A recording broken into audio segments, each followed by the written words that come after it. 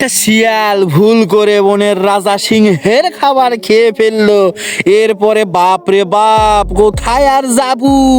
এইবার শিয়াল খালো ধাপার। শিয়াল দৌড়াতে দৌড়াতে দৌড়াতে পড়লো গিয়ে এক নীল রঙের নদীর ভিতরে। সেখান থেকে উঠে আবারও দৌড় দিয়ে ক্লান্ত হয়ে বাঘের ডেরার সামনে এসে ভুল ক্রমে ঘুমিয়ে পড়লো। সিংহটি তাকে আর খুঁজে পেল না।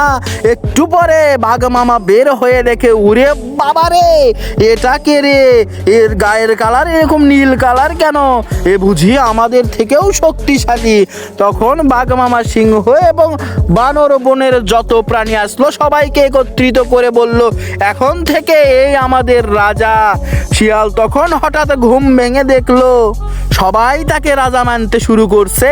তখন শিয়াল বাবু কিছু নাটে বুঝে সে বলল, হ্যাঁ আমি তোমাদের রাজা, আমি সবচেয়ে শক্তিশালী।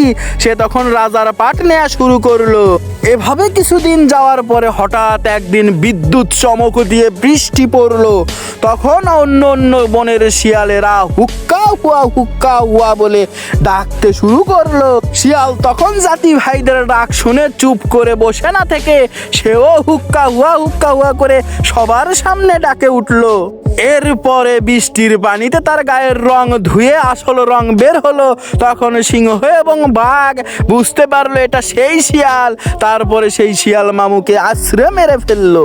তাই কখনো মিথ্যা দিয়ে সত্যকে ঢাকা যায় না, শাক দিয়ে যেমন মাছ ঢাকা যায় না।